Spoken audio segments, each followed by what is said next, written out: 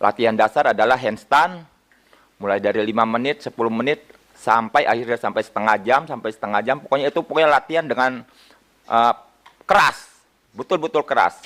Jatuh sabet, pokoknya kita sampai getar-getar, sampai keringetan. Singkat kata, 3 bulan saya sudah menghasilkan uang buat mereka. Saya sudah kerja buat mereka. Dan seperti yang teman-teman katakan, saya mendukung. Kita tidak pernah komunikasi, kita nggak pernah tanya satu dengan yang lain, kamu siapa, mama kamu siapa, ini siapa. Kita tidak ada kesempatan untuk begitu. Tidak ada sama sekali. Terus, waktunya begitu. Hari-hari. Yaitu latihan, makan, sekolah 1 jam, tidur, latihan lagi begitu. Dan terus kami alamin. Sampai akhirnya terhitung waktu, saat itu kurang lebih sekitar tahun 70-an, 77 lah kalau nggak salah ya. Saya coba kabur.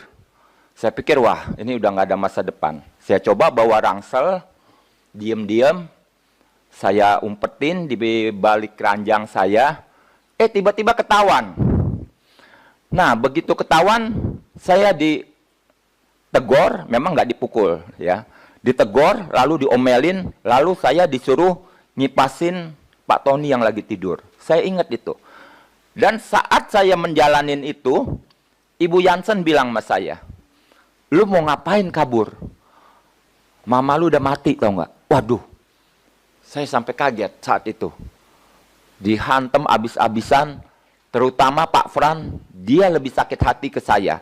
Karena saat itu, beruang yang saya main, ya, dia coba main. Padahal saya sudah bilangkan ke istrinya. Saya bilang, jangan coba-coba main beruang. Karena bahaya. Karena saya tahu, sifat Pak Fran itu orangnya gengsi dan tensinya tinggi. Nggak beda jauh dengan saya. Kalau dalam keadaan sekarang ya. Lalu dia coba main beruang, apesnya dia kena cakar mukanya. Yang saya dengar itu sampai 40 apa sekian jahitan. Dan mereka terus lari masih ke Jepang, bisa operasi. Dan saat itu saya digebukin abis-abisan dan saya terakhir dengar Pak Fran bilang, tolong ambil belati, saya mau belek mukanya. Saat itu saya udah mulai berpikir, kalau memang benar-benar sampai itu terjadi, saya akan loncat dari Pondok Indah. Tapi itu tidak terjadi.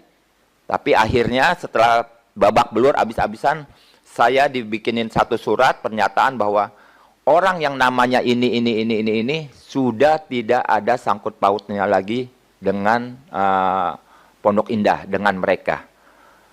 Dan setelah saya keluar, saya baru tahu bahwa saya punya akte lahir, nama saya ini, dan mereka memalsukan bahwa saya lahir tahun 24 bulan 5, 64. Tapi saya lahir ternyata enggak begitu.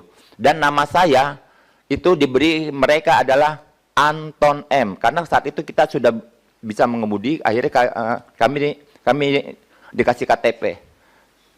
Dan terakhir adalah sekarang identitas saya sudah tahu bahwa saya dimudahkan 2 tahun pada saat itu. Download Tribun X sekarang. Menghadirkan lokal menjadi Indonesia.